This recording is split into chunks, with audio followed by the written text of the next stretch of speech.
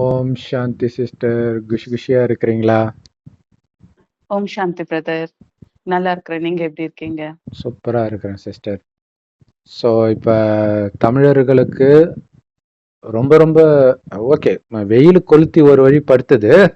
But அது இல்லாமல் இந்த சித்திரை மாதம் வந்து ரொம்ப ஸ்பெஷலான மாதம்.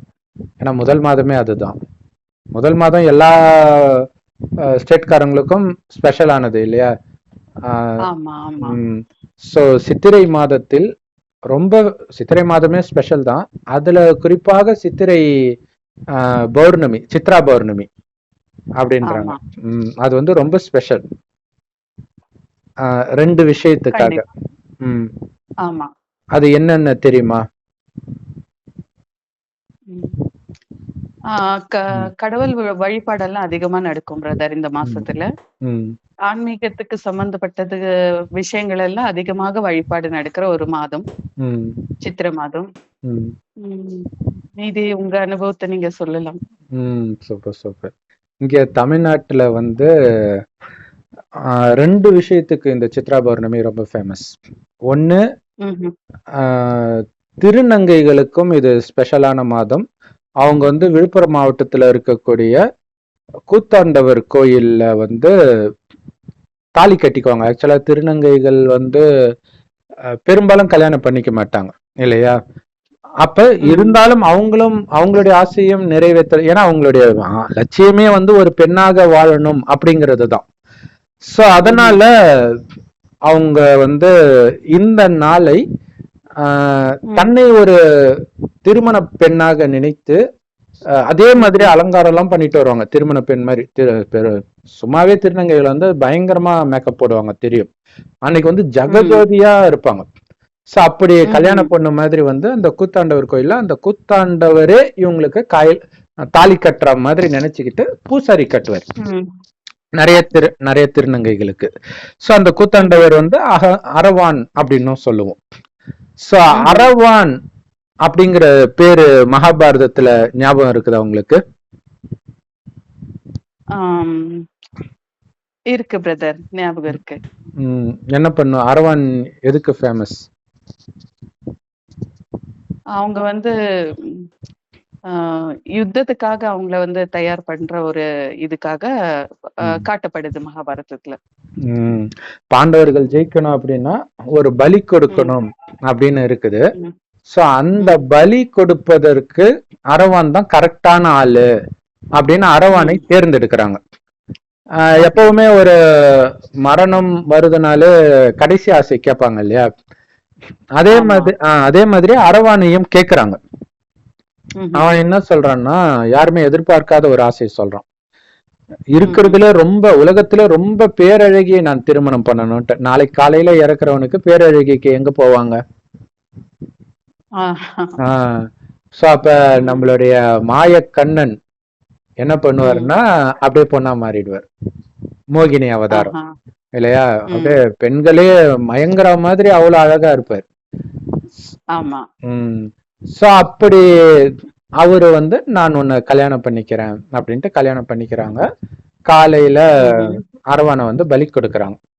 சோ அப்ப எப்படி ஒரு கணவன் இறக்கும் பொழுது அந்த காலத்துல எல்லாம் வந்து பெண் தாலி அறுத்து குங்குமத்தை கலைச்சி வலையெல்லாம் உடைச்சி வெள்ளை ட்ரெஸ் போட்டு அதெல்லாம் பண்ணுவாங்க இல்லையா? சோ அது எல்லாமே அவர் பண்ணுவார் கிருஷ்ணர். இப்ப இந்த விஷயத்தை திருநங்கைகள் என்ன பண்ணிக்கிறாங்க, அப்படியே பயன்படுத்திக்கிறாங்க. ஏன்னா கிருஷ்ணர் எப்படி ஆணாக பிறந்தாலும் பெண்ணாக மாறுறாரோ அதே மாதிரிதான் திருநங்கைகள் எல்லாருமே ஆணாக பிறந்தவர்கள் தான், பிறந்து பெண்ணாக மாறியவர்கள். இப்ப நாங்க தான் அந்த மோகினி அப்படின்னு புரிஞ்சுக்கிறாங்க. புரிஞ்சுக்கிட்டு மனிதர்கள் வந்து பெரும்பாலும் திருநங்கைகளை திருமணம் பண்ண மாட்டாங்க, பண்ணாலும் ஏமாத்திடுவாங்க. ஏன்னா ஒரு டைமுக்கு அப்புறம் அவங்களுக்கு ஆண் தோற்றம் வரும், முடி கொட்டும். அப்ப இது இல்லாம சமுதாயம் அவங்களை ஒரு மாதிரி பார்க்கன்றதுக்காக ஏமாத்திட்டு போயிடுவாங்க. அதனால அவங்களுக்கு வந்து போங்கடா, எங்களுக்கு மனுஷனே தேவை கிடையாது, நாங்க கடவுளே கல்யாணம் பண்ணிக்கிறேன்ட்டு அந்த மகாபாரதத்தில் வரக்கூடிய அந்த கேரக்டர் அரவானை வந்து திருமணம் செஞ்சுக்கிறதாக அவங்க வந்து ஐயர் மூலமாக தாலி கட்டிக்குவாங்க. அதாவது அரவானே இவங்களுக்கு தாலி கட்டினதாக கணக்கு. ஓகே. அடுத்த நாள் அரவானை பலி கொடுத்த உடனே இவங்க தாலி அறுக்கணும் இல்லையா? சோ அப்ப வந்து இவங்க எந்த அளவுக்கு திருமண பெண் மாதிரி அழகா இருந்தாங்களோ அதுக்கு ஆப்போசிட்டா மாறுவாங்க அடுத்த நாள். முதல் நாள் ஒரு கல்யாண ஃபங்க்ஷனுக்கு போன மாதிரியே இருக்கும். அங்க போனா லட்சக்கணக்கான பேர் வருவாங்க. உலகத்துல இருக்கிற எல்லா திருநங்கையும் அங்கதான் இருப்பாங்க. அது இல்லாம பொதுமக்களும் நிறைய பேர் வருவாங்க அவங்கள பாக்குறதுக்கு. அது இல்லாம கூத்தாண்டவர் கோயிலுக்காகவும் வருவாங்க. அப்ப எப்படி வந்து ஒரு வீட்டுல கணவன் இறந்தா ஒரு மனைவி எப்படி கதறுவாளோ அந்த மாதிரி அத்தனை திருநங்கைகளும் கதறுவாங்க. உள்ளபூர்வமா கதறுவாங்க. அது ஒரு நடிப்புனே நீங்க சொல்ல முடியாது. அவங்களே கேட்கறதுக்கு நாங்க உள்ளபூர்வமா நிஜமாகவே திருமணமானதா தான் நினைப்போம், அப்படியேதான் நாங்க அழவும் செய்வோம் அப்படின்னு சொல்றாங்க. சோ அப்ப 3 நாள் வந்து துக்கம் விசாரிப்பேன். அந்த துக்கத்திலே இருப்பாங்க, வெள்ளை ட்ரெஸ்லயே இருப்பாங்க. அதுக்கப்புறம் தான் வாழ்க்கைக்கு, சராசரி வாழ்க்கைக்கு வருவாங்க. இப்ப வந்து தமிழ்நாட்டுல மட்டும்தான் இருக்குதா இல்ல எல்லா இடத்துலயும் இருக்குதான்னு எனக்கு தெரியல. தமிழ்நாட்டுல வந்து சிவனும் ஹரியும் ஹரனும் ஒண்ணுன்னு சொல்லுவாங்க, கேள்விப்பட்டிருக்கீங்க இல்லையா? சிவனும் விஷ்ணுவும் ஒண்ணுன்ட்டு. நீங்க வந்து இந்தியா ஃபுல்லா போயிருக்கிறீங்க, எல்லா இடத்துலயும் இந்த நம்பிக்கை இருக்கா? எல்லா இடத்துலயும் இந்த மாதிரியான ஒரு நம்பிக்கை கிடையாது. ஆனா சவுத் இந்தியான்னு பொறுத்தவரையிலும் இந்த மாதிரியான கதைகளும் நம்பிக்கைகளும் அதிகமா இருக்கு, கோவில்களும் அதிகமா இருக்கு. ஓ, சவுத் இந்தியா ஃபுல்லாவே இருக்குது, தமிழ்நாட்டுல மட்டும் கிடையாது. ஆல்மோஸ்ட் சவுத் இந்தியால இருக்கு இது. நம்ம தமிழ்நாடுன்னா ஹைலைட் ஆகும் டெம்பிள்ஸ்க்கு, அப்புறம் இந்த மாதிரியான இதுக்கெல்லாம். பட் வேற இடத்துலயும் வந்து ஹரிஹரன் அப்படிங்கறத வந்து நம்புறாங்க. கேரளா, தமிழ்நாடு எல்லா இடத்துலயுமே. இல்ல, சிவனும் விஷ்ணுவும் ஒருத்தர் தான் அப்படின்னு நம்புறாங்க. சிவனும் விஷ்ணுவும் ஒருத்தர் தான் அப்படின்னா அதாவது அவங்க அந்த கோவிலுடைய ஹைலைட் என்னவா இருக்குமோ அந்த ஸ்டோரி அவங்க அப்படியே நம்பி வராங்க இல்லைங்களா? சரி சரி. இப்போ சிவனும் ஹரியும் ஒண்ணு என்ன அவங்க வந்து அந்த ஸ்டோரிய கிரியேட் பண்ணி அந்த கோவிலோட இது வந்து அதால இருக்கும்னா அதை அவங்க வழிபட்டுட்டு அதை நம்பிட்டு தானே வராங்க. இப்ப வந்து தமிழ்நாட்டுல வந்து ஏனோ தெரியல விஷ்ணு மேல ஒரு வெறுப்பு. ஏன்னா விஷ்ணுன்னா அது பிராமணர்களுடைய கடவுள் அப்படின்ட்டு இவங்க இங்க வந்து நாஸ்திகம்லாம் அதிகம், உங்களுக்கு தெரியும் இல்லையா? அதனால பிராமணர்கள் தான் இந்து மதத்தையே உருவாக்குனதாக இவங்க நம்பிட்டு பிராமணர்கள் வழிபடுற விஷ்ணுவை நாங்க வழிபட மாட்டோம் அப்படின்னுவாங்க. அதே மாதிரி விஷ்ணுவை வழிபடுற வைஷ்ணவர்கள் வந்து சிவனை வழிபட மாட்டாங்க. அது தெரியுமா உங்களுக்கு? கண்டிப்பா கண்டிப்பா இது இருக்கு, அந்த காலத்துல இருந்தே இருக்கு. இது வந்து இந்தியா ஃபுல்லாவுமே அப்படித்தானா? இந்தியா ஃபுல்லாவும் அப்படின்னு பார்த்தா இப்ப நார்த் இந்தியா நம்ம எடுத்துக்கணும்னா அதிகபட்சமா சங்கரர், சிவனோட அதிகமா சங்கரருடைய கோயில் இருக்கும். இப்ப ஒரு நிமிஷம் மத்தவங்களுக்கு புரியட்டும். சங்கர்ன்றது சிவன்றது லிங்கத்தை சொல்றோம், சங்கர்ன்றது கழுத்துல நாகம் வச்சிருக்காங்களா அவரு சங்கர்ன்றோம். இது ரெண்டு பேரும் வேற வேறன்றது வேற டாபிக், அது இதுக்குள்ள போகல. பட் சங்கர் வேற சிவன் வேறன்றதை மட்டும் புரிஞ்சுக்கோங்க. ஆனா அவங்க சிவன் தான் நினைச்சிட்டு அந்த மாதிரி சங்கரர் உருவத்துல நமக்கு வந்து கோயில் இருக்காது தமிழ்நாட்டுல. ஆனா நார்த் இந்தியால சங்கரர்ல இருக்கும்ன்றாங்க, நிறையவே இருக்கும். ஆமா நிறையவே இருக்கும். சரி சரி சரி. அந்த மாதிரி இருக்கும். லிங்க உருவம் அது கம்மியா இருக்கும். சங்கர உருவத்துல தான் அங்க வந்து அதிகமாவே கோவில் நீங்க பார்க்க முடியும் நார்த் இந்தியாஸ்ல எல்லாமே. ஓ சரி சரி. அதனாலதான் அங்க சங்கர் வேற சிவன் வேற நிரூபிக்க வேண்டிய அவசியம் இருக்குது. இங்க வந்து அப்படி எல்லா கோயிலும் லிங்கம் தான் இருக்குது, அதனால ரொம்ப ஈஸி புரிய வைக்கிறதுக்கு. ஆமா ஆமா சரி சரி. அங்க நிறைய நீங்க பாத்தீங்கன்னாலே எல்லாமே சங்கருடைய விக்கிரகம் தான் இருக்கும். ஓ ஓ சரி. அங்க யாருடைய பக்தர்கள் அதிகம், விஷ்ணுவுக்கா சிவனுக்கா? சிவனுடைய பக்தர் தான் அதிகமா இருக்காங்க நார்த். ஏன்னா பத்ரிநாத், கேதார்நாத் இதெல்லாம் நீங்க எடுத்துக்கிட்டீங்கன்னா எல்லாம் நார்த் சைடு அங்கதானே வருது. அதனால விஷ்ணுவுக்கு ரொம்ப கம்மி தான் அங்க. அங்கேயுமே கம்மி தான் நார்த் சைட்ல. ஆனவுல வந்து துர்கா, வைஷ்ணு தேவி இந்த மாதிரியான தேவிகள பூஜை நடக்கும். அப்புறம் சிவனுடைய பூஜை தான் அதிகமான இருக்கும். விஷ்ணுக்கு ரொம்ப கம்மி தான். இந்தியா ஃபுல்லாவே அப்படிதான், நார்த் சவுத் எல்லா இடமே. ஆமா ஆமா சூப்பர் சூப்பர். இந்த விஷயம் தெரியாம போயிடுச்சு. இங்கயாவது நம்ம வைகுண்ட ஏகாதசி அப்படின்னு சொல்லிட்டு விஷ்ணுக்கெல்லாம் கொஞ்சம் மகத்துவம் கொடுப்போம். ஆனா அதெல்லாம் கூட நார்த் இந்தியால கிடையாது. ஓஹோ, இந்த வைகுண்ட ஏகாதசி கூட அங்க கொண்டாட மாட்டாங்க. ஓ, அப்ப விஷ்ணுவுக்கு என்னதான் அங்க ஃபங்க்ஷன்? விஷ்ணுவன்னு எடுத்துக்கணும்னா அங்க லட்சுமி நாராயணுடைய கோவில் இருக்கும். விஷ்ணுவ தனியா எங்கேயும் அங்க அதிகமா வழிபட மாட்டாங்க. ஓஹோ! North India's. Super, super, super. இங்கேயாவது நம்ம சனிக்கிழமை இது ம். வந்து பெருமாளோட நாள் அப்படின்னு சொல்லிட்டு சனிக்கிழமை இல்ல புரட்டாசி ம். மாசம் இதெல்லாம் நம்ம செய்வோம். ஆ. ஆனா அங்க எடுத்துக்கிட்டீங்கன்னா அந்த மாதிரி எதுவுமே அவங்க வந்து செய்யறது கிடையாது. நார்த் இந்தியாஸ்ல எல்லாம் அப்படியா? வழிபாடே கிடையாது அந்த மாதிரி. ம். இங்க வந்து புரட்டாசி மாதம், ஆடி மாதம்லாம் புனிதமான மாதமா பார்க்கப்படுற மாதிரி, அங்க ஏதாவது மாதம் இருக்கா? நான்வெஜ்ஜே சாப்பிட அங்க மாட்டாங்க, அந்த மாரி. ம்ஹ்ம். ம். சிவராத்திரி டைம்ல எல்லாம் அவங்க செய்வாங்க. அதிகமா வழிபாடுங்கள் எல்லாம் செய்வாங்க. ம்.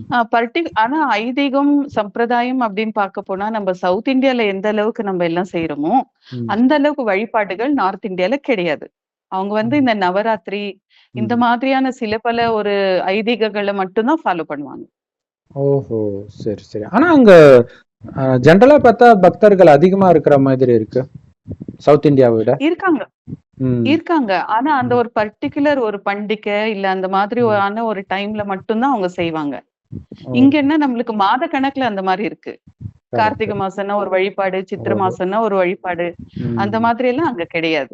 இங்க ஓ! மாரி அ கார்த்திகை மாசத்துல விளக்கெல்லாம் ஏத்துறீங்க இல்லீங்களா இங்க? ம். ம். அந்த ம். மாதிரி எல்லாம் அங்க வழிபட மாட்டாங்க.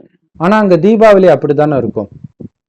தீபாவளி 1 நாள் கொண்டாடுவாங்க, 3 நாள் கொண்டாடுவாங்க. ம். ஆனா இங்க 49 நாளு, 41 நாளு என்னெல்லாம் செய்றாங்களோ, கோயிலுக்கு போவாங்க, விளக்கேத்துவாங்க. கார்த்திகை ம். மாசம்லாம் விளக்கேத்தி வைப்பாங்க.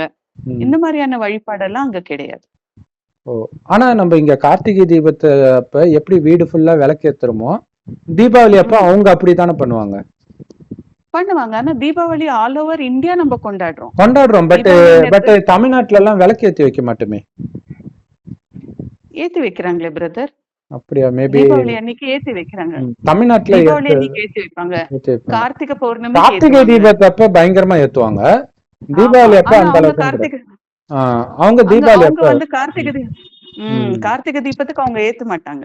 ம். ம். ம். ம். Super, super. ம். ஆ. ஆனா தீபாவளின்னு நம்ம பார்த்தா அது all over maximum 90% of India people வந்து தீபாவளி அன்னைக்கு விளக்கு ஏத்தியே ஏத்துவாங்க. ம். வாசல்லாவது 2 விளக்கு ஏத்தி வைப்பாங்க. Super, super. இங்க என்னன்னா, ஆ, சிவனும் விஷ்ணுவும் ஒண்ணு அப்படின்னு சொல்றாங்க இல்லையா? ஒண்ணு கிடையாது. ஆனால் விஷ்ணுவுக்கு என்ன மகிமை கொடுக்கப்படுதோ, அது உண்மையில் சிவனுடைய மகிமை அப்படிங்கிறது நமக்கு தெரியும். அதை ஞாபகப்படுத்துற விதமாகத்தான் இந்த சித்ரா பௌர்ணமி அப்ப ஒண்ணு நம்ம இப்ப சொன்ன மாதிரி திருநங்கைகள் வந்து தாலி கட்டி தாலி அறுக்கிற நிகழ்ச்சி நடக்கும். விழுப்புரம் மாவட்டத்துல நடக்கும். அதே மாதிரி மதுரை மீனாட்சி ரொம்ப ஃபேமஸ் இல்லையா? அதை வந்து உலக அதிசயமா அறிவிக்கணும் அப்படின்லாம் வேற பேசிட்டு இருந்தாங்க. ஸோ அந்த மதுரை ஆமா. மீனாட்சி கோயில்ல வந்து மீனாட்சி திருக்கல்யாணம் நடக்கும். ம். ஆயிரக்கணக்குல மக்கள் பக்தர்கள் இருப்பாங்க. ம். ஸோ பெண்கள் அதிகமா இருப்பாங்க. ஜென்ரலாவே பக்தர்கள்னாலே பெண்கள் தான் அதிகமா இருப்பாங்க. பட் இங்க ம். எதுக்காக உட்கார்ந்துட்டு இருக்கிறாங்க அப்படின்னா, அன்னைக்கு வந்து மீனாட்சிக்கும் சுந்தரராகிய சிவபெருமானுக்கும் திருமணம் நடக்கும். So, ம். அப்ப பிராமணர் வந்து அந்த பூசாரி வந்து ஒரு தாலி ஏற்கனவே அது வந்து போய் கட்ட மாட்டாங்க. ஏற்கனவே தாலி இருக்கும். அதை எடுத்து அப்படியே மாட்டி விட்டுருவாங்க. அதே மாதிரி ஓகே. மாலை மாத்திக்குவாங்க. இதெல்லாம் நடக்கும். ம். இது இது வந்து நிறைய கல்யாணம் நடக்கும். முருகனுக்கு கூட அந்த மாதிரி கல்யாணம் நடக்கும். இது நார்மல். ஆனா மீனாட்சி ம். திருக்கல்யாணத்தப்ப மட்டும் ஒரு ஒரு அபூர்வமான விஷயம் ஒண்ணு நடக்கும். என்ன ம். நடக்கும் அப்படின்னா, கீழே உட்கார்ந்துட்டு இருக்கிற அந்த பெண்கள் எல்லாருமே திருமணமான பெண்கள் ம். அவங்களுடைய பழைய தாலியை கழிச்சிட்டு புது தாலி, ஜென்ரலா பெண்கள் வந்து அந்த தாலியை மாத்துவாங்களே ஒரு குறிப்பிட்ட டைமுக்கு அப்புறம். ஸோ அப்படி அந்த ம். தாலியை மாத்திக்குவாங்க. அவங்களே பெரும்பாலும் ம். அவங்களே மாத்திக்குவாங்க. சிலர் வந்து கணவன் மனைவியாக வரும்போது கணவனே கட்டுவார். ம். ம். ஆனால் இதோடைய உண்மை தெரிந்தால் யாருமே அப்படி கட்ட மாட்டாங்க. ஏன்னா ஜென்ரலா பெண்கள் வந்து என்ன நினைப்புல அப்படி கட்டியிருப்பாங்கன்னு நீங்க நினைக்கிறீங்க? அவங்க கணவன் நல்லா வாழணும், ஆயுள் ஆரோக்கியத்தோட இருக்கணும், ம். அவர் நல்லா இருக்கணும்ன்ற ஒரு எண்ணத்தோட தான் அவங்க வந்து தாலிய வந்து அந்த மாதிரி மாத்தி கட்டிக்குவாங்க. ஏன்னா அந்த கயிறு நஞ்சு போகும். அதனால அது ம்.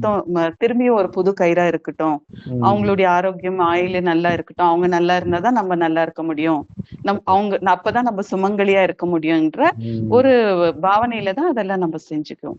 Super, super. தீர்க்க சுமங்கலியா இருக்கணும் இல்லையா? ஆமா, ஆனா ஆமா. தீர்க்க சுமங்கலியா எல்லா பெண்களாலும் இருக்க முடியுமா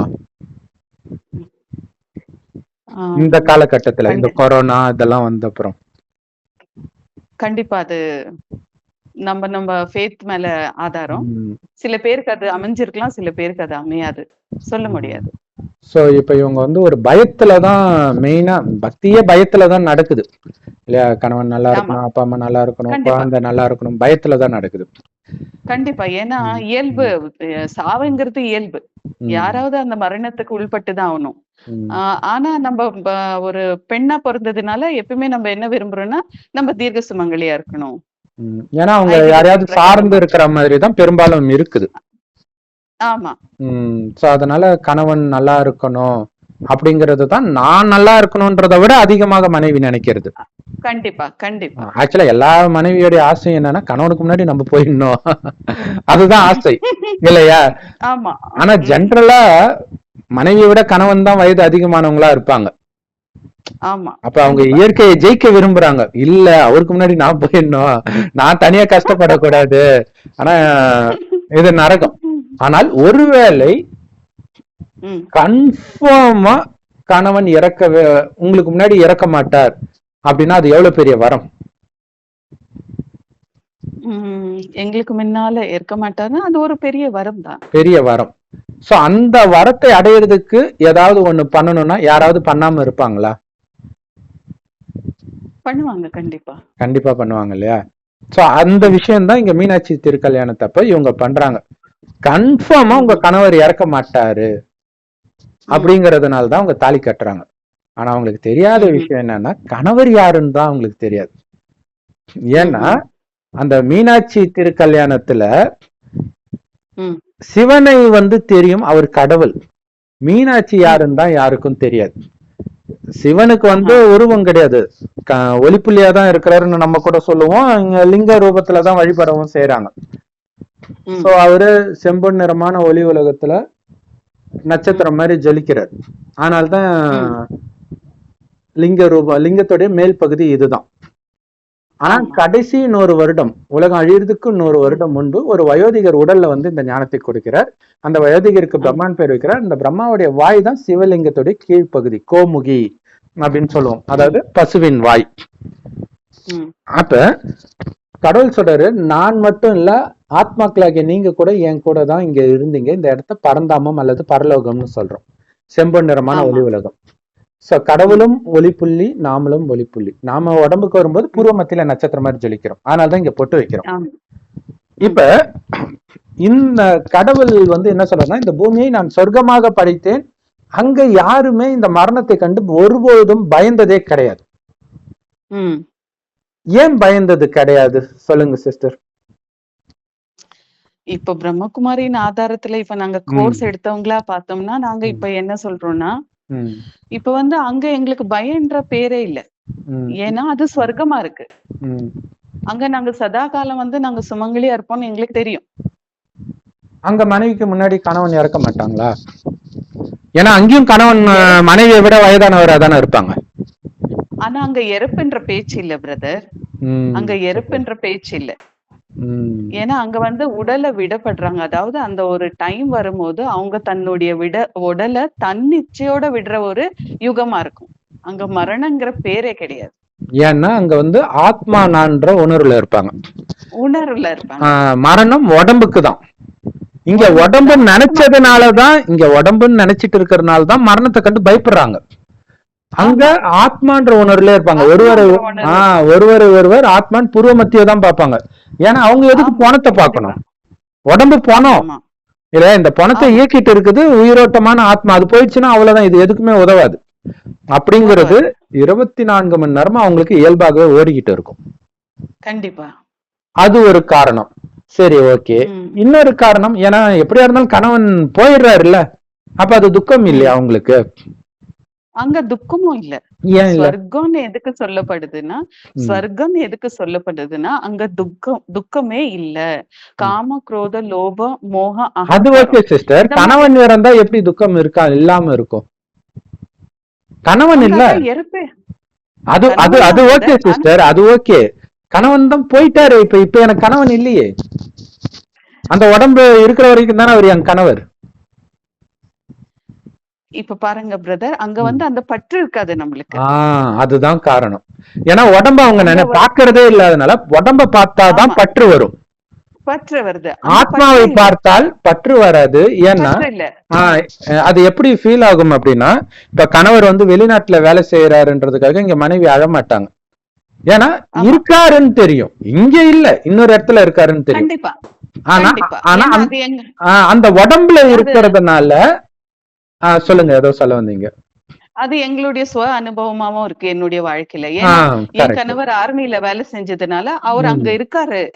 ஆனா இங்க அந்த ஒரு நல்ல எண்ணத்தோட நம்ம இருப்போம். அவங்க அங்க இருக்காங்க. அந்த பற்று இருக்காங்க அந்த அளவுக்கு இருக்காது. கிடையாது. வெளிநாட்டுல இருந்தாலும் ஒண்ணும் இல்ல.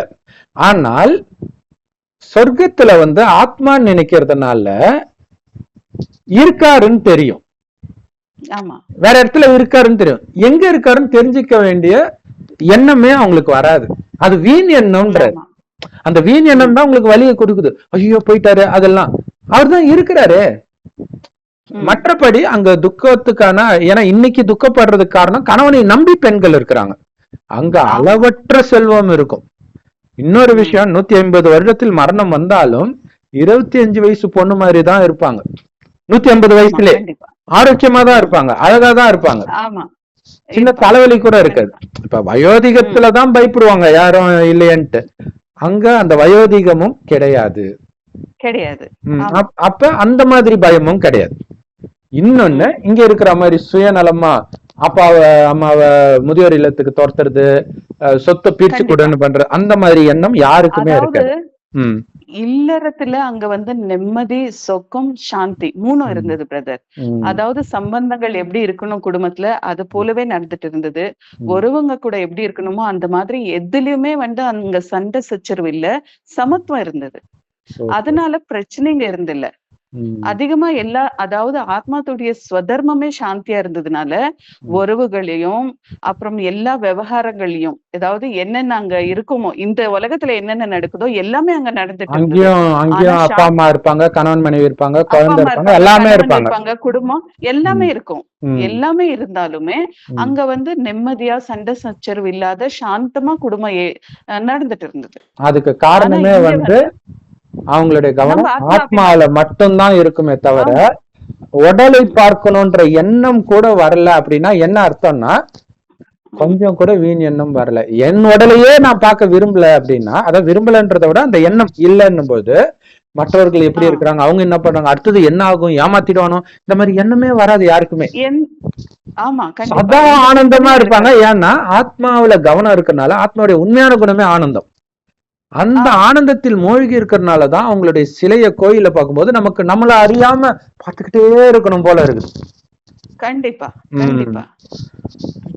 ஏன்னா நம்ம இதெல்லாம் தெரிஞ்சுக்காத வரைக்கும் நம்மளும் பூஜை புனஸ்காரம் வழிபாடு இதெல்லாம் செய்தவங்கதான். ஆனா கடவுள் யார், நம்ம யாரு, கடவுள் என்ன சொல்ல வர்றாரு, இதெல்லாம் தெரிஞ்சு ஆன பிற்பாடுதான் நம்மளும் அந்த ரியாலிட்டிக்குள்ள வந்து எல்லாமே புரிஞ்சுன்னு நம்மள அந்த அது நம்ம போலாம். அதுக்கு முன்னாடி வந்து இப்ப இவங்களுடைய ஆசை என்னவா இருக்குது, என் கணவன் எனக்கு முன்னாடி இறக்கக்கூடாது, அடுத்தது என் கணவனுக்கு நோய் வரக்கூடாது, என் கணவனுக்கு நஷ்டம் வரக்கூடாது. இதுதான் ஒரு பொண்ணுடைய எதிர்பார்ப்பு. அதே மாதிரி என் குழந்தையும் அதே மாதிரியே இருக்கணும், நல்லா இருக்கணும், ஆரோக்கியமா இருக்கணும், நல்லா படிக்கணும், எல்லாமே இருக்கணும். இதெல்லாம் இருக்கிறதுக்கு இதெல்லாம் நடக்கிறதுக்கு இது என்ன சொர்க்கமா? இது நரகம். இது நரகம் இல்லையா? முதல் 2500 வருடம் சொர்க்கமாக இந்த பூமி இருக்குது. அடுத்த 2500 வருடம் இதே பூமி நரகமாகுது. சோ நரகத்திலையும் இப்ப பாத்தீங்கன்னா சொர்க்கத்துல ஆனந்தமாக இருப்போம், கொஞ்சம் கொஞ்சமா ஆனந்தம் குறையும், ஆனா துக்கம் வராது. ஆனந்தம் மட்டும் கொஞ்சம் கொஞ்சமா குறைய ஆரம்பிக்கும். நரகத்துல வரும்போது கொஞ்சம் கொஞ்சமா துக்கம் ஏற ஆரம்பிக்கும். அப்படியே ஏறி ஏறி ஏறி ஏறி கலியுகத்தின் இறுதியில துக்கத்தின் உச்சம். வேற எதுவும் இல்லை, இப்பதான் அது. இந்த நேரத்துல போய் நீங்க சொர்க்கத்துல இருக்கிற மாதிரி கணவன் நல்லவனா இருக்கணும், கணவன் ஆரோக்கியமா இருக்கணும், துரோகம் பண்ணக்கூடாது, மரணம் வரக்கூடாது அப்படின்னு நினைக்கிறது மாதிரி அறியாமை எதுவுமே கிடையாது. கண்டிப்பா கண்டிப்பா. அதுக்காக தான் இத பத்தி தெரிஞ்சுக்கணும். ஆனால் முடியும்ன்ற, முடியாது ஆனால் முடியும். அது எப்படி முடியும்னா, ஒரு கணவன் இருக்கிறாரு, அவருக்கு மரணமே கிடையாதுன்ற, உங்களுக்கு முன்னாடி இல்ல, எப்பவுமே அவருக்கு மரணம் கிடையாது. அவரை மாதிரி அழகானவர் உலகத்துல யாருமே கிடையாது. அவர் பேரே சுந்தரர். அந்த சுந்தரரை தான் மீனாட்சி கல்யாணம் பண்ணிக்கிறாங்க இல்லையா? அந்த சுந்தரரை நீங்க கல்யாணம் பண்ணா அது நடக்கும். உண்மையிலே அந்த நேரம் மீனாட்சிக்கு கழுத்துல சிவன் தாலி கட்டும் பொழுது பெண்கள் தாலியை சுயமாகவோ அல்லது தன் கணவன் மூலமாகவோ கட்டுறதுடைய அர்த்தம், நான் இப்பொழுது முதல் அந்த மீனாட்சி ஆகிறேன், எனக்கு தான் இந்த கல்யாணம் நடக்குதுன்னு அர்த்தம். ஆனா அது தெரியாம பண்ணிட்டு இருக்கிறாங்க பாவம். அப்ப நீங்க சிவனை திருமணம் செய்தால் எதை பற்றியும் கவலைப்பட தேவையில்லை. ஏன்னா அவருக்கு மரணம் கிடையாது. உங்களை ராணி மாதிரி பாத்துக்குவார். ஆனா அந்த பக்தர்களுக்கு இந்த நம்பிக்கை இருந்தால், அழியக்கூடிய மனுஷன் அழியக்கூடாது அழியக்கூடாதுன்னு போய் அவர்கிட்டயே போய் கேட்பாங்களா? இல்லையா? கண்டிப்பா கேட்க மாட்டாங்க. அப்ப அது பக்தி. அழியக்கூடியதெல்லாம் அழியக்கூடாது அழியக்கூடாது அழியக்கூடாதுன்னே அழுதுட்டு இருக்கிறாங்க. சரி, மரணத்துல இருந்து கூட இப்ப ஒரு சில சாமியார்கள்லாம் காப்பாத்துறதாலும் நம்ம கேள்விப்படுறோம். அதுக்கப்புறம் அவங்க சாகிறதே இல்லையா? கடவுள் கேட்கிறாரு. அப்ப உனக்கு அந்த மரணம் துக்கத்தை கொடுக்க கூடாது, அப்பதான் நீ புத்திசாலி. அதுக்குதான் கடவுள் என்ன சொல்றாரு, என்னை கணவனாக நினை, எல்லா உறவமாகவும் என்ன நினை, அப்பா அம்மா எல்லாமே நினை, மெயினா கணவனா நினை அப்படின்னு பெண்களுக்கு மட்டும் இல்ல ஆண்களுக்கும் தான் சொல்றாரு. ஏன்னா எல்லா ஆத்மாவும் கடவுளுக்கு மனைவி அல்லது காதலிகள் தான். எல்லாரையும் வழிப்பு நடத்துறது அவரு தான். நம்ம அனுபவிக்கிற அத்தனையும் இந்த உடல் உட்பட கொடுத்தது அவர்தான்.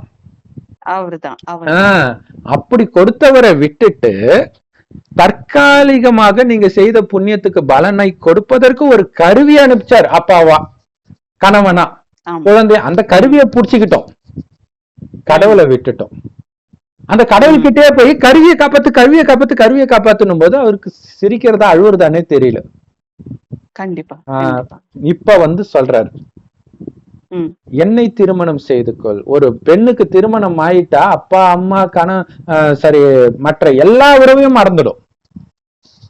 கணவன் தான் எல்லாமே, கணவன் தான் கடவுளே அப்படி சொல்லுவாங்க.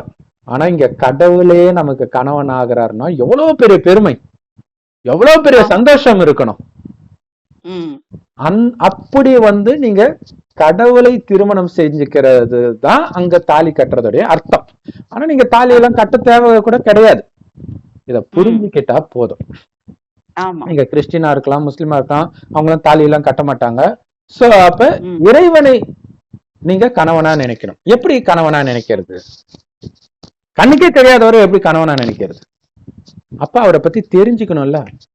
முன்ன பின்ன தெரியாதவரை எப்படி கணவனா நினைக்கிறது? அப்ப ஜெனரலா ஒரு கணவனை பற்றி திருமணத்துக்கு முன்னாடி ஒரு பொண்ணுக்கு எப்படி தெரியும்? அவங்கள பெண் பார்க்க வருவாங்க. அதுக்கு முன்னாடி எப்படி தெரியும்? தரகர் சொல்லுவார், நல்ல வரமா, நல்லா படிச்சிருக்கிறாரு, அவங்க வீட்டுக்கு இவ்வளவு சொத்து இருக்குது, நல்ல குணம், ஒரு கெட்ட பழக்கம் கிடையாது அப்படின்னு சொல்லுவார். சோ தரகரை நம்ம இப்ப இருக்கிறவங்க ஏமாத்தி கல்யாணம் பண்ணி வைக்கிறாங்க, அது வேற விஷயம். பட் இதுக்கு முன்னாடி அப்படி கிடையாது இல்லையா? தரகர் சொல்றத நம்புவாங்க. அந்த தரகருக்கு தெரிஞ்சிருக்கும், அப்ப எல்லாமே தர்மப்படி நடந்துச்சு. அந்த தரகருக்கு அந்த போய் பையன் சொல்றதெல்லாம் உண்மைதானான்னு செக் பண்ணுவாரு.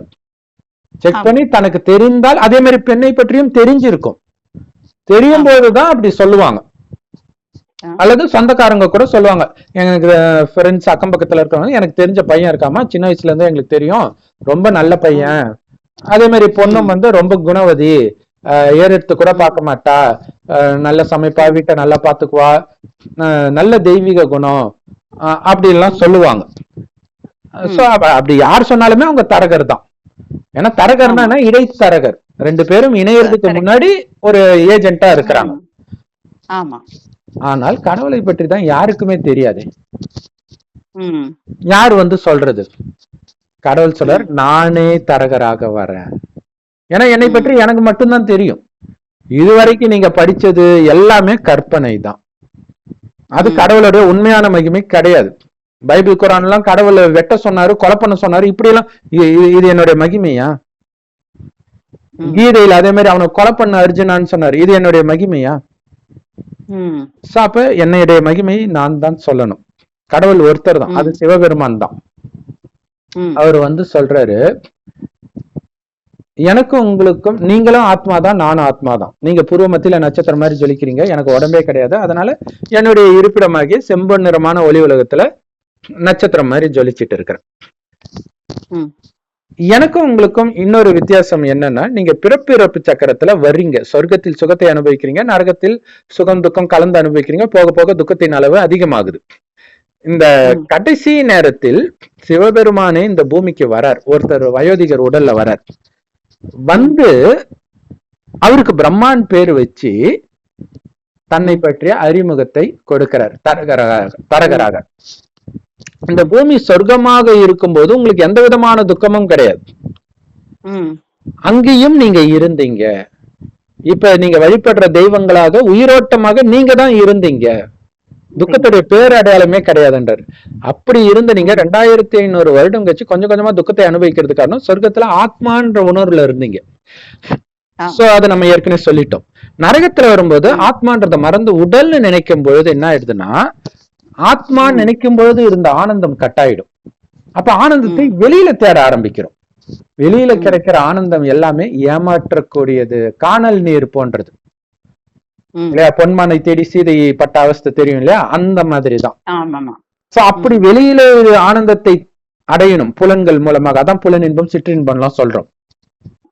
அதுல என்ன ஆகும்னா, அதுக்கு அடிமையாகி நிறைய பாவம் செய்ய ஆரம்பிப்போம். அந்த அந்த பாவம் வந்து அதிகமாக அதிகமாக கடவுள் சொர்க்கத்தில் கொடுத்தாரு அழகிய உடல், ஆரோக்கியமான உடல், ஒரு சின்ன தலைவலி கூட இல்லாம இருப்போம், இளமையாவே கடைசி வரைக்கும் இருப்போம், தங்க செங்கற்களால் கட்டப்பட்ட மாட மாளிகையில இருப்போம். அது எல்லாம் கொஞ்சம் கொஞ்சமா இழந்துகிட்டே வர ஆரம்பிப்போம். நீங்க பாத்தீங்கன்னா ஒரு 2 ஜெனரேஷன் முன்னாடியே ஏழைக்கு கூட சொந்தமான நிலம் இருக்கும். ஆனா இப்ப பணக்காரங்க கிட்ட கூட இருக்கிறது கிடையாது இல்லையா? அப்படி ஆயிடுச்சு. சோ எல்லாத்தையும் இழந்துட்டு வரும். ஏன்னா இந்த 5 விகாரங்களுக்கு அடிமை ஆகுறோம். காமம், கோபம், பற்று, பேராசை, அகங்காரம். அதுக்கு காரணம் உடம்புன்னு நினைச்சது. இப்ப இறைவன் சொல்றாரு, உடல்ன்ற உணர்வு இல்லாத வரைக்கும் சுகபோகமாக இருந்த நீங்க உடல்ன்ற உணர்வு வரும்போது கொஞ்சம் கொஞ்சமாக அனைத்தையும் இழந்தீங்க. ஆரோக்கியம் போச்சு, அழகு போச்சு, செல்வம் போச்சு, நிம்மதி போச்சு, உறவுகள் இடையில அந்த உண்மைத்தன்மை போயிடுச்சு, விதவிதமான இயற்கை சீற்றங்கள், விதவிதமான நோய்கள், விதவிதமான துரோகங்கள், இப்படியெல்லாம் கூட ஏமாத்துவாங்களா? அப்படியெல்லாம் நடக்க ஆரம்பிச்சிச்சு. உலகம் ரொம்ப மோசமாயிடுச்சு.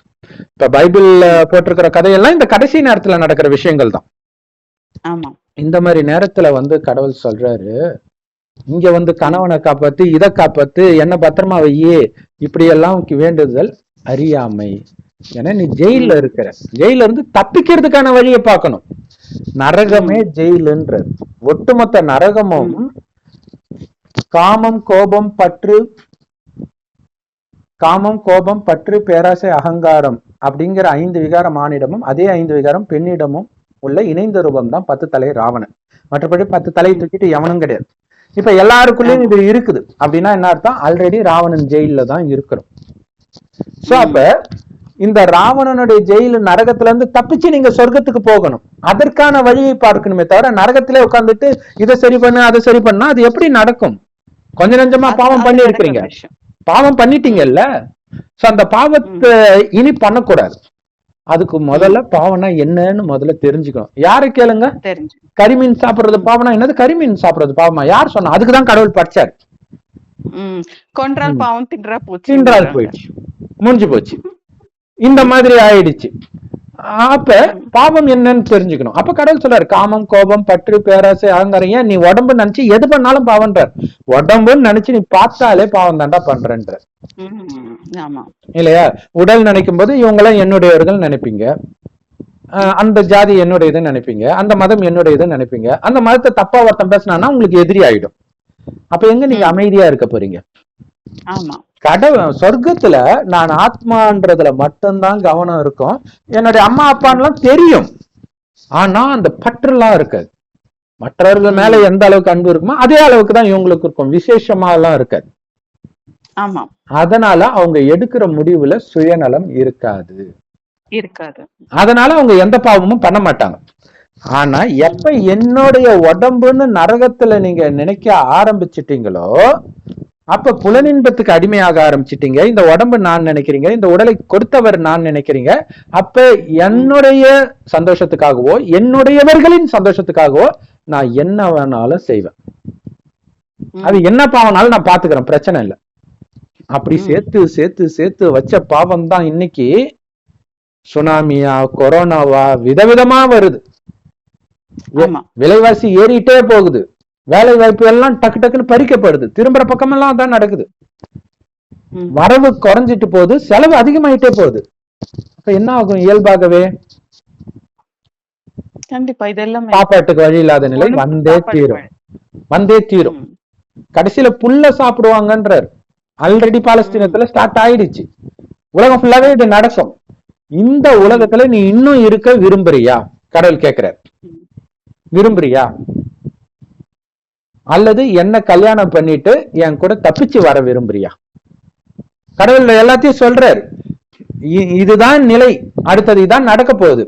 என்ன கல்யாணம் பண்ணிட்டா நான் உன்னை கண்ணுக்குள்ள வச்சு காப்பாத்துறேன்னு சிவபெருமான் சொல்றார்.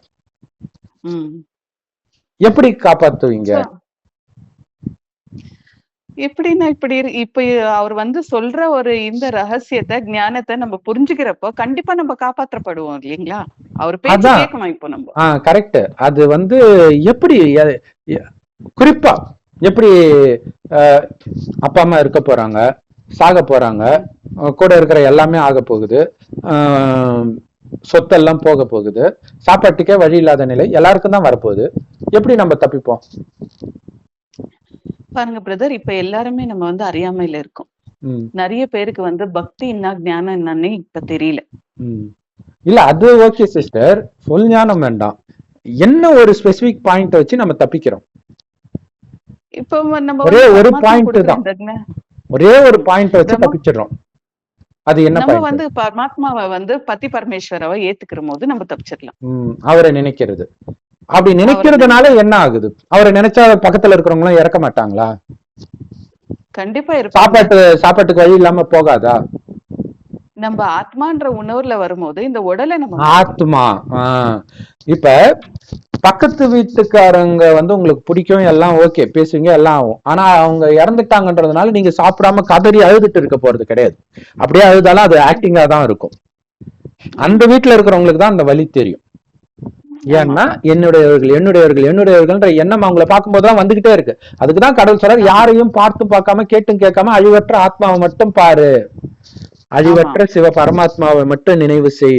எப்படி ஒரு கணவன் மனைவியே நினைச்சிட்டு இருப்பாளோ அந்த மாதிரி என்னையே நினைச்சிட்டு இருன்ற. அவரை நினைக்க நினைக்க ஒரு போதை வர ஆரம்பிக்கும். அந்த காதலன் காதலி லவ் பண்ணும் போது வர போதை இருக்கு இல்லையா, அதுதான் அந்த ராதாகிருஷ்ணர் காதல் கதையாக காட்டுறதெல்லாம். அது உண்மையில சிவனை நாம நினைக்கிறது. அப்படி நினைக்க நினைக்க என்ன ஆகும் அப்படின்னா, ஒண்ணு ஆத்மாவுக்கு சக்தி நிரம்ப ஆரம்பிக்கும். சக்தி இல்லாதனால்தான் வீண் எண்ணம் வருது. இன்னொன்னு என்ன ஆகும்னா, அவர் என்னுடைய கணவர்ன்றது கொஞ்சம் கொஞ்சமா ஆழமா பதிவாக அவரு மூலமாக ஒரு பிரச்சனை வரும்போது டக்கு டக்குன்னு காப்பாத்துறது உங்களுக்கு தெரிய ஆரம்பிக்கும். சின்ன சின்ன விஷயமா இருக்கும். ஒரு விஷயத்தை ஆசைப்படுவீங்க, டக்குன்னு நடக்கும். அப்படி ஏதாவது உங்க வாழ்க்கையில நடந்தது ஏதாவது சொல்லுங்களா? கண்டிப்பா கூட இருக்கலாம். எப்ப பிரச்சனை ரொம்ப அதாவது என்னுடைய சொந்த கணவனுக்கே பிரச்சனை வரும்போது எனக்கு உதவி வந்ததே எனக்கு கடவுள் இடத்துல இருந்தான். ஓகே, அது பெரிய விஷயமா சொல்றீங்க. நான் சொல்றது சின்ன சின்ன விஷயம் சொல்றேன். ஏதோ ஒண்ணு நினைப்பீங்க, டக்குன்னு பார்த்தா உங்க வீட்டுல. இப்ப எனக்கு ஒரு தடவை அது மாதிரி ரோட்ல போகும்போது மாம்பழம் பார்த்தேன், நல்லா இருக்குது, சாப்பிடும் போல இருக்குதுன்னு நினைச்சிட்டு வீட்டுக்கு வரேன், எங்க அப்பா வாங்கி வச்சிருக்கேன்.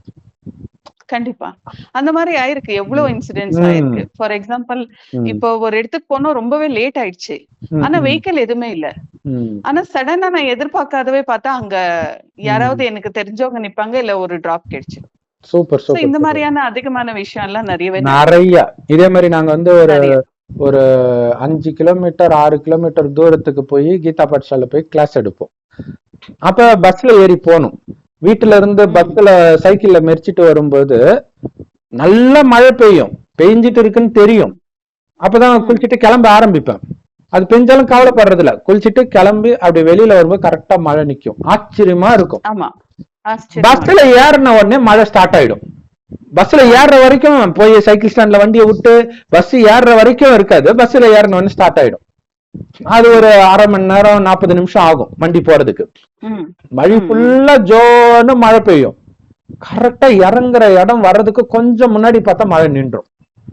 ஆச்சரியமா இருக்கும். அப்புறம் கீதா பாடசாலைக்கு ஒரு 20 நிமிஷம் நடந்து போவோம். நடந்து போற வரைக்கும் மழை இருக்காது. உள்ள போனோடனே மழை பெய்யும். இதெல்லாம் எவ்வளவு ஆச்சரியமா இருக்கும். இப்ப அடிக்கடி தொடர்ந்து நடந்துகிட்டே இருக்க என்ன ஆகும்னா, அவரு என்னை எப்படி பாதுகாக்கிறாருன்ற உங்களுக்கு நிச்சய புத்தி வரும். அவருக்கு உடம்புதான் இல்லையே தவிர டக்குன்னு பாதுகாக்கிறது தெரியும். அப்ப நீங்க கணவனா நினைக்கும் பொழுதும் மற்ற உறவுகளை எல்லாரையும் கம்ப்ளீட்டா உதவினா நான் அவர்கிட்ட மட்டும் தான்ப்பா கேட்பேன், அவரு பாத்துக்கிட்டோம் அப்படின்ற கணவன் கிட்டதானே மனைவி கேப்பா, மத்தவங்க கிட்ட போய் கேப்பா. அந்த மாதிரி உங்களுக்கு லௌகீக கணவன் இருந்தாலும் அப்பா அம்மா இருந்தாலும் குழந்தை இருந்தாலும் நான் உன்கிட்ட மட்டும்தான் கேட்பேன். அதுதான் அசைக்க முடியாத நிச்சய புத்தி. அப்படி டக்குன்னு நடக்க உங்களுக்கு நிச்சய புத்தி வர ஆரம்பிக்கும். அந்த நிச்சய புத்தி வர வர வர வர என் கணவன்ற உணர்வு அதிகமாயிட்டே இருக்கும். உண்மையிலே ஒரு மனிதனை கல்யாணம் பண்ண உடனே உங்களுக்கு கணவன்ற எண்ணம் வந்துருது இல்லையா? ஆனா என்ன இங்க ஒரு டிராபேக்னா, கடவுளை அறிமுகம் கிடைச்ச உடனே அந்த நினைவு வராது. நம்ம தான் முயற்சி பண்ணி எடுத்துட்டு வரணும். ஏன்னா அவருக்கு உடம்பு கிடையாது இல்லையா? அவருடைய அறிமுகத்தை தினம் தினம் கொடுக்கறதா முரளின்னு சொல்றோம். எல்லா பிரம்மகுமாரிகள் ராஜயோக தியான நிலையத்திலும் முற்றிலும் இலவசமா கிடைக்குது. யூடியூப் வெப்சைட்ஸ்ல இருக்க நம்மளுமே வீடியோ போடுறோம். அதோட லிங்க் டிஸ்கிரிப்ஷன்ல இருக்கும். சோ அதை கேட்டு நீங்க இறைவனை நினைக்கதான் அன்பு வரும். அன்பு வர வரதான் மற்ற பற்றெல்லாம் விலக ஆரம்பிக்கும். ஆனால் பற்று இருக்குதா இல்லையான்னு உங்களுக்கு எப்ப தெரியும்? அவங்க மரணம் வரும்போது உங்களுக்கு தெரிஞ்சிடும். அப்பதான் ஐயோ நம்ம இறைவனை சரியா நினைக்கலன்றதே அப்பதான் உங்களுக்கு புரியும். சரி, ஒரு மரணம் போயிடுச்சு, இன்னும் நிறைய மரணம் காத்துக்கிட்டு இருக்குல்ல, அதுக்குள்ள நான் ரெடி ஆயிடணும். அப்படி புரிஞ்சுக்கணும். இல்ல இவங்க எல்லாம் சாகவே கூடாது, உலகம் அழிய போகுது, சொர்க்கம் வரப்போகுது இல்ல, சொர்க்கத்தில் கலியுகம் அழிந்து இந்த பூமி சொர்க்கம் ஆகுறதுன்ற செய்தியை சொல்லதான் வந்திருக்கிறார். அந்த சொர்க்கத்துல நீ ஜென்மம் எடுக்க போறன்றாரு. அப்ப இந்த உடம்பை விட்டாதானே நீ அங்க போவ. உடலையே விட்டுணும் போது, நம்ம உடம்பையே விடணும் போது மத்தவங்க உடம்ப புடிச்சுக்கிட்டு இருந்தா, அப்ப அதையெல்லாம் விட்டுடு, என் நினைவிலே இரு அப்படின்னு ஒரு வீடியோல சொன்னா மைண்ட்ல பதியாது. தினம் தினம் இறைவன் சொல்வார் முரளிய. அந்த முரளியை நீங்க ஒரு நாளைக்கு 3 தடவையாவது கேட்கணும். கேட்டதையே நினைச்சுக்கிட்டே இருக்கணும். ஒரு கணவன் அல்லது ஒரு காதலன் காதலிக்கு லெட்டர் எழுதுனா திரும்ப திரும்ப படிக்க மாட்டா, அந்த மாதிரி நம்ம படிக்கணும். அவர் எல்லாருக்கும் அந்த முரளி சொன்னா கூட எனக்கு தான் சொன்னாரு, எனக்கு தான் சொல்லியிருக்காரு, புரிஞ்சுக்கிட்டு எனக்கு தான் சொன்னாரு, எனக்கு மட்டும் சொன்னார். அததான் ராதை கிருஷ்ணர் புல்லாங்குழல் வசிக்கும் பொழுது, அந்த ஊரு பேர் என்ன? மதுரால இருக்கிற எல்லா பெண்களும் கேட்பாங்க, பசுவெல்லாம் கேட்கும்.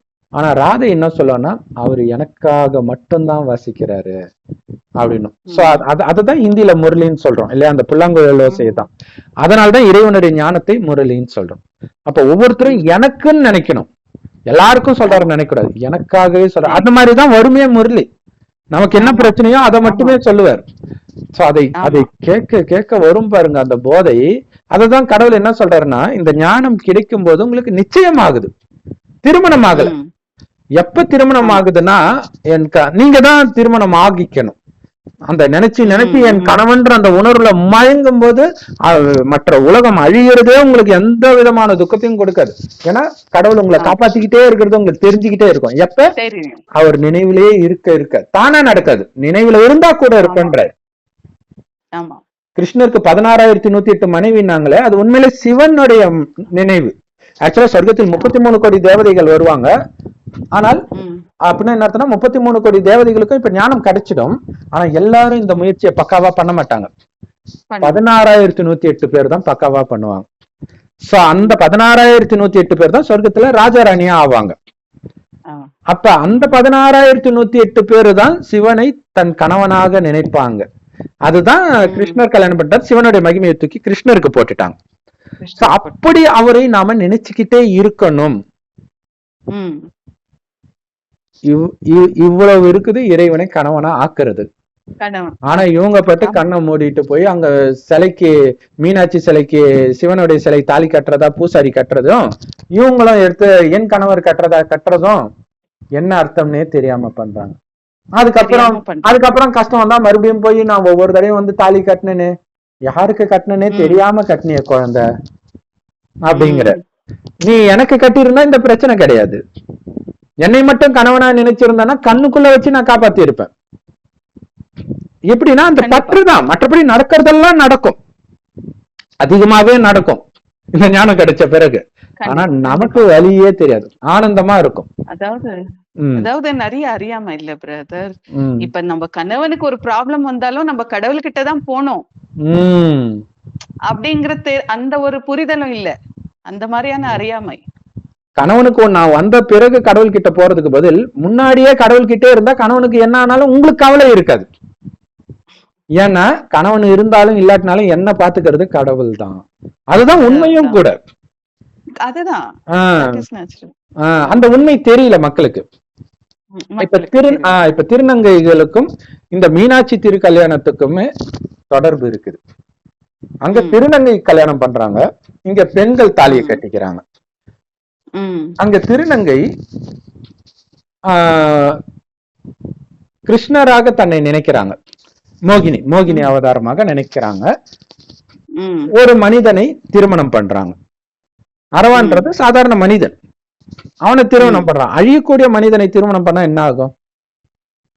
அழிவு இருக்கு கண்டிப்பா. அப்ப சாவு இருக்கு, விதவை கன்ஃபார்ம். அது அடுத்த நாளே கூட இறக்கலாம். அதிலும் குறிப்பாக இப்ப கல்யாண மேடையில இறக்குறதெல்லாம் பாக்குறோம். நீங்க பாக்குறீங்களான்னு தெரியல, நியூஸ்ல எல்லாம் கல்யாண மேடையில பொண்ணு இறக்குறா, கணவன் வந்து சீர்வரிசை கட்டுல தூக்கிட்டு வரும்போது இறக்குறான். டக்கு டக்குன்னு இறக்குறாங்க. இப்ப இந்த நேரத்துக்கான விஷயம் அது. தாலி கட்டின நேரத்தில் தாலி இறங்கிடுது. அப்படிப்பட்ட மனிதன் எனக்கு தேவை கிடையாது. ஏன்னா நான் கிருஷ்ணர் ஆகணும். கிருஷ்ணர் ஆகிறதுக்காக நான் யாரை திருமணம் பண்ணணும்? அழிவற்ற சிவபெருமானை திருமணம் பண்ணணும். எப்படி? இதே சித்ரா பௌர்ணமி அப்ப மனுஷனுக்கு தாலி கட்டுற பூஜை குவாகத்துல நடக்குது, திருநங்கைகள். இங்க மீனாட்சி திரு கல்யாணம் மதுரையில சிவனோடு நான் திருமணம் செஞ்சுக்கிறேன். அப்ப நான் தீர்க்க சுமங்களே அப்பதான் இருக்க முடியும். இந்த ஜென்மம் மட்டும் இல்ல, அடுத்த 2500 வருடத்துக்கு திடீர் மரணமே வராது, கவலையே பட தேவையில்ல. இப்ப எல்லாம் பாத்தீங்கன்னா கணவன் வெளியில போய், வயசான கணவன் இல்ல, சின்ன கணவனே போயிட்டு கூட வர்ற டைமுக்கு வரலன்னா பதறுது. ஏன்னா அங்க அவ்வளவு ஆக்சிடென்ட் ஆகுது. உடனே நியூஸ போடுறோம், எங்கேயாச்சும் ஆக்சிடென்ட் வச்சா அவர் போயிட்டு வந்த வழியில பதறோம். அதே மாதிரி மனைவி போயிட்டு வந்தாலும் பிரச்சனை, குழந்தை போயிட்டு வந்தாலும் இல்ல. இப்ப சமீபமா குழந்தை எல்லாம் கடத்துறது ரொம்ப ஃபேமஸ் ஆகுறத பாத்துட்டு இருக்கிறோம். பெண் குழந்தைனா கேட்கவே தேவையில்ல. இப்படி ஒரு வினாடியும் பயப்படுறிய குழந்தை, என்ன யாருமே கத்த மாட்டாங்க, என்ன கல்யாணம் பண்ணிக்கோ, என்ன குழந்தையாக்கிக்கோ, எல்லா உறவும் என்னோட வை, பயம்னா என்னன்னே தெரியாம உன்னை நான் மாத்துறேன். எப்ப? எல்லாரும் பயத்துல நடுங்குற இந்த கலியுகத்துல. சொர்க்கத்துல வந்து எல்லாருமே ஆனந்தமா இருக்க போறாங்க. அங்க ஆனந்தமா இருக்கிறது பெரிய விஷயம் கிடையாது, பெரிய விஷயம் கிடையாது. மரண உலகம் இந்த கலியுகம். இந்த இடத்துல நீ ஆனந்தமா இருக்க போற. அதனாலதான் சிவன் வந்து உலக அழிவில், அந்த மத்தியில், அழிவின் மத்தியில ஆனந்த தாண்டவம் ஆடுவார், ருத்ர தாண்டவம். அதுக்கு என்ன பண்ணணும்? உங்களுக்கு அந்த சதி கதை தெரியும் இல்லையா? சதி கதையில என்ன ஆகும்? சதி அவதாரம். இப்ப வந்து நம்ம அந்த ஒரு விவரணைக்கு போலாம் இல்லைங்களா, சதியுடைய அவதாரத்துக்கு. சதியுடைய கதைப்படி பாத்தீங்கன்னா, அந்த அவங்க அப்பா வந்து சிவனை யாகத்துக்கு கூப்பிடலன்னு கோபத்துல சண்டை போடுறதுக்கு போவாங்க. அவங்க அப்பா வந்து அவருக்கு வந்து ரெஸ்பெக்ட் கொடுக்கல அப்படின்னு சொல்லிட்டு அவங்க என்ன பண்ணுவாங்க, அந்த அக்னிலேயே அவங்க வந்து குதிச்சிடுவாங்க. அதுக்கப்புறம் என்ன தன்னை அதுக்கப்புறம் அவங்க வந்து சரீரத்தை தியாகம் பண்ணும்போது அப்புறம் திரும்பி சிவன் வந்து கோவம் வந்து வராரு, என்னுடைய மனைவி எங்க அப்படின்னு சொல்லிட்டு அவரை கேட்டுட்டு வர்றாரு. வந்து தோல்ல போட்டுட்டு, எரிஞ்ச உடம்ப தோல்ல போட்டுட்டு ஆடுவார்.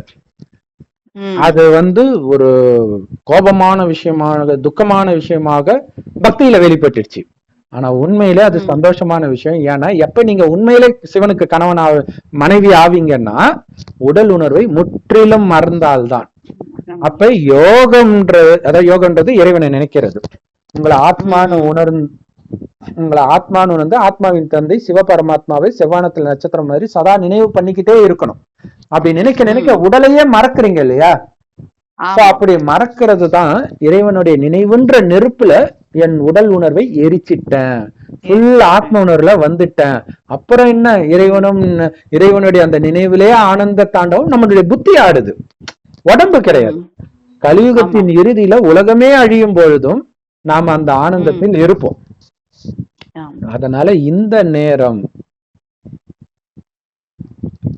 இன்னும் கூட கொஞ்சம் டைம் இருக்குது உலகம் அழியறதுக்கு. அதுக்குள்ள இறைவனை கணவன் ஆக்கிட்டீங்கன்னா தப்பிச்சிட்டீங்க. உங்களுக்கு திடீர் மரணம் வராதுன்றார். இப்ப கூட உங்க அனுமதி இல்லாம உயிர் பிரியாதுன்றார், நான் கேரண்டின்றார். ஆனா நம்ம மேல போறதுக்கு தான் முயற்சி பண்ணிட்டு இருக்கிறோம், போயிட்டு சொர்க்கத்துக்கு வரணும். அப்ப நீங்களே ஆனந்தமாக உடலை விடுவீங்க. மற்றவர்களும் துடிப்பாங்க, உடலை விட மனசு வராம துடிப்பாங்க. டாக்டர், நான் கோடி ரூபாய் கூட கொடுக்குறேன், சொத்தெல்லாம் வித்து கொடுக்குறேன், எப்படியாவது என் கணவரை காப்பாத்திடுங்க அல்லது என்ன காப்பாத்திடுங்க, கதறாங்க. அவ்வளவும் செலவு பண்ணி அவரும் இறந்து போறதுதான் பெரும்பாலும் நடக்குது. சோ துக்கம் அதெல்லாம் இருக்குது. ஆனால் உலகம் கண்டிப்பா அழியும்ட்டார். ஏன்னா அழிஞ்சாதான் இந்த பூமி சொர்க்கம் ஆகும். அது புதுப்பிக்கப்படுற ஒரு விஷயம். அங்கதான் நீங்க நினைக்கிற மாதிரி மரணம் இல்லாத உலகம். அங்க கணவன் மனைவி எல்லாம் மரணம் இல்லாம இருக்கிறது மட்டும் இல்ல, அவ்வளவு அப்படி சொக்க தங்கமா இருப்பாங்க, அவ்வளவு அன்பா இருக்கும் அவங்களுடைய வார்த்தை, பார்வை அவ்வளவு பரிசுத்தமா இருக்கும். எல்லாருக்குமே ரொம்ப அழகா இருப்பாங்க. ஆனா யாருக்குமே அந்த சின்ன சலனம் கூட வராது. அந்த மாதிரி இடத்தில் அழகான கணவன் அழகான மனைவி இருந்தாதான் நம்ம நிம்மதியா இருக்க முடியும். கலியுகத்துல எப்படி இருக்குது உலகம் நமக்கே தெரியும் இல்லையா? சோ இங்க இருந்து அங்க தப்பிச்சு போறதுக்குதான் புத்திசாலித்தனம். என் கைய புடிச்சுக்கோ, நான் அழைச்சிட்டு போறேன்ற. சோ அவருக்கு கை கிடையாது, இறைவனை நினைவுல பிடிக்கிறது தான்.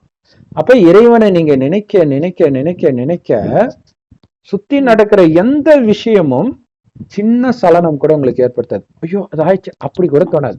ஏன்னா கடவுள் சொல்றாரு, இந்த 5000 வருஷத்துல என்ன நடக்குதோ அதேதான் திரும்ப திரும்ப ஒவ்வொரு 5000 வருஷத்துல நடக்குதுன்றாரு. இத ஒரு கல்பனும் கல்பமா அதேதான் நடக்குதுன்றாரு. ஈஸியா புரிஞ்சுக்கணும்னா 5000 வருஷம் முன்னாடி இதே ஏப்ரல் 25ஆம் தேதி இதே வருடத்தில் ஒவ்வொரு கல்பத்துல நம்ம இதே பத்தியே தான் வீடியோ போடுறோம். நினைச்சு பார்த்தா எவ்வளவு மெய்ச்சலிர்ப்பா இருக்கு. கண்டிப்பா இல்லையா? அந்த மாதிரி நடக்கிற அனைத்து விஷயமும் ஏற்கனவே நிச்சயிக்கப்பட்டதான் நடக்குது. அதுல உனக்கு கண்டிப்பாக நன்மை இருக்குது. இந்த மாதிரி நிறைய ஞானத்தை சொல்லுவாரு. அப்ப இதான் புதுசு கிடையாது, இதான் ஏற்கனவே பார்த்துட்டேனே, நான் நாராயணன் ஆகிட்டு இருக்கிறேன், நான் சொர்க்கத்துக்கு போயிட்டு இருக்கிறேன்றது மட்டும்தான் ஞாபகம் இருக்கணும். திரும்பி நரகத்துக்கே வரக்கூடாது. அதுக்குதான் கடவுள் சொல்ற, நரகத்தை திரும்பி பார்க்காத. எப்படி பணத்துக்கு நெருப்பு வைக்கும் பொழுது திரும்பி பார்க்காம நெருப்பு வச்சுட்டு வந்துடுங்கன்னு வாங்க, அந்த மாதிரி கலியுகத்துக்கு நெருப்பு வச்சாச்சுன்னு நினைச்சுக்கோ, கலியுகம் அழிஞ்சிருச்சுன்னு நினைச்சுக்கோ. சொர்க்கம் மட்டும்தான் உன் கண்ணுக்கு தெரியணும். அழிச்சிட்டு போற என் கைய மட்டும்தான் நீ பிடிக்கணும், நான் சொல்றத மட்டும்தான் கேட்கணும். அப்படி போய்கிட்டே இருந்தீங்கன்னா உங்க வாழ்க்கை இந்த நரகத்திலேயே சொர்க்கம் மாதிரி அனுபவம் ஆகும். இப்ப உங்ககிட்ட ஆரோக்கியம் இல்லாம இருக்கலாம், அழகு இல்லாம இருக்கலாம், செல்வம் இல்லாம இருக்கலாம். ஆனா அதெல்லாம் சொர்க்கத்தில் இருக்குது பாத்தீங்களா? இருக்கும் பொழுது வர ஆனந்தத்தை விட அதிகமாக ஆனந்தம் இங்க இருக்கும். ஏன்னா அதை கொடுக்கக்கூடிய சிவனே எனக்கு கணவனா கிடைச்சிருக்கிறார் இல்ல? அலாவுதீனும் அற்புத விளக்கும் படம் கமலஹாசன் படத்தை பாத்தீங்கன்னா அந்த ஒரு விளக்கு இருக்கும். அந்த விளக்கு தேய்ச்சாலே பூதம் வந்துடும், கேட்டதெல்லாம் கொடுத்துடும். அப்ப அந்த விளக்கு இருக்கிறது தானே சந்தோஷம். பொருளை ஒருத்தர் திருடலாம், ஆனா இது திருட முடியாது. அந்த மாதிரி இறைவன்ற அந்த ஜோதியை நீங்க நினைவு பண்ணிக்கிட்டே இருக்க இருக்க அனைத்தும் நிரம்பிய உலகத்தையே உங்களுக்கு கொடுக்கிறார். இங்க எதையும் ஆசைப்படாத, ஏன்னா இதை அழிச்சிட்டு தான் நான் உனக்காக சொர்க்கத்தை உருவாக்குறேன். முள்ளுக்காட்டை அழிச்சிட்டு ஒரு பூந்தோட்டத்தையே உருவாக்குறேன். முள்ளுக்காட்டு மேல ஆசை வைக்காத குழந்தைன்ற. நான் இருக்கிறேன் எப்பவுமே நான் தான் உனக்கு அப்பா. சொர்க்கத்தை உனக்கு ஒவ்வொரு கல்பத்திலும் கொடுத்தது நான் தான். அதை இழந்துட்டு வந்து நிக்கிறேன், மீண்டும் நான் அதை கொடுக்கிறேன்ற. அதனால அந்த மீனாட்சி நீங்க தான். சோ சிவனை திருமணம் பண்ணிக்கணும் இல்லையா? நிஜமாகவே உங்களுடைய பேரும் அதுதான். அதனால மீனாட்சி திருக்கல்யாணத்தை பற்றி பேசுறதுக்கு மிக பொருத்தமான ஆளை கடவுளே தேர்ந்தெடுத்திருக்கிறார். சோ எல்லோரும் உண்மையான மீனாட்சி யாகங்கள், உண்மையான சிவனை கணவனாக தேர்ந்தெடுங்கள். அவர்தான் அழிவற்றவர், அவர்தான் உண்மையிலே சுந்தரர், எப்பவுமே அழகா இருக்கிறார். ஏன்னா அவருக்குள்ள அழுக்கு வர்றதே கிடையாது. நமக்கு ஞானத்தை கொடுக்கறதுக்காக ஒருத்தர் உடம்புல வர்றார், அப்பயும் அவர் அழுக்கு படல. ஆத்ம உணர்வுல இருந்து அவருக்கு சமமா நம்மையும் ஆத்ம உணர்வுல ஆக்கி அழைச்சிட்டு போறாரு. அப்ப கடவுளை எப்ப நீங்க திருமணம் பண்ண முடியும்? அவரை மாதிரியே உடலை மறந்து ஆத்ம உணர்வில் நீங்க நிலை பெறணும். இவ்வளவுதான். இதுதான் அங்க திருநங்கையுடைய அந்த திருமணத்தை அங்க தாலியை அறுத்துட்டு வந்து இங்க தாலி கட்டுறது. அப்ப இவங்க வந்து பழைய தாலியை எடுத்துட்டு புது தாலி கட்டுறதோட அர்த்தம் என்னன்னா, மனிதன் கட்டின தாலியை இறக்கிட்டாங்க, இப்ப எனக்கு கணவன் சிவன் தான் அர்த்தம். அதை உங்க பழைய கணவனே கட்டி விடுறாரு. ஏன்னா இனிமேல்ட்டு அவர் சகோதரர், சிவனுக்கு பதிலா அவர் கட்டி விடுறாரு. இப்படிங்கிறது உங்களுக்கு ஷாக்கா இருக்கலாம், ஆனால் இதை புரிஞ்சுக்கிட்டு நீங்க இறைவனுடைய மனைவியா வாழ்ந்தால் சதா ஆனந்தமா இருப்பீங்க. இல்லாட்டினா மனிதர்கள் காப்பாற்ற முடியாது இல்லையா? கொரோனால கணவனே படுத்துட்டு இருக்காரு, கணவன் உங்களை காப்பாத்துவாரு நினைச்சீங்க, கணவனே படுத்துட்டு இருக்காரு, யார் காப்பாத்துவா? அந்த நேரம் கடவுளை தேடி போடுறீங்களே. இப்பவே கடவுளை பிடிக்கிறவன் தான் புத்திசாலி. சாகும்போது சங்கரா சங்கரான்றவன் புத்திசாலி கிடையாது. அந்த நேரம் நீங்க எங்க கடவுளை நினைப்பீங்க? ஐயோ போச்சேன்னு அழுதுட்டு தான் இருப்பீங்க. கடவுள் என்ன சொல்றாரு? கொடுக்க வந்த இந்த ஞானத்தை கொடுக்க வந்த நீ அலட்சியப்படுத்திட்ட, நான் என்ன பண்றது இல்லையா? நம்ம ஞானத்தை கொடுக்கும்போது அப்படியே கடவுள் வராரு, ஞானத்தை கொடுக்குறான்னு ஆஹா ஓஹா நான் ஏத்துக்கிறாங்க எல்லாரும். என்னமோ பிச்சைக்காரன் வந்த மாதிரி துரத்துவாங்க, அப்போ போ. ஆனா வந்தது மகாலட்சுமின்னு அவங்களுக்கு தெரியல, பாவம். சொர்க்கத்தையே எடுத்துட்டு வந்திருக்கிறோன்னு அவங்களுக்கு தெரியல. ஓம் சாந்தி. ரொம்ப தேங்க்ஸ் சிஸ்டர். சோ பார்த்த எல்லோருக்கும் ரொம்ப நன்றி. சோ இந்த ரகசியம் வந்து பிரம்மகுமாரிகள் ஞானத்தை தவிர வேற எங்கேயுமே உங்களுக்கு கிடைக்காது. சோ அதனால தயவு செய்து எல்லாருக்கும் இந்த ஞானத்தை தெரியப்படுத்த வேண்டியது உங்களுடைய பொறுப்பு, கடமை. ஏன்னா நாளைக்கு அவங்க அழுவும் போது நீங்க சொல்ற ஆறுதலை வச்சு அவங்க என்ன பண்ண போறாங்க? அந்த துக்கத்திலேயே விழாம காப்பாற்றணும். அது கடவுளால மட்டும்தான் முடியும். கடவுளோடு எல்லாருடைய கையும் இணைச்சு வைங்க. ஓம் சாந்தி. கண்டிப்பா. ஓம் சாந்தி. தேங்க்ஸ் ஃபார் வாட்சிங்.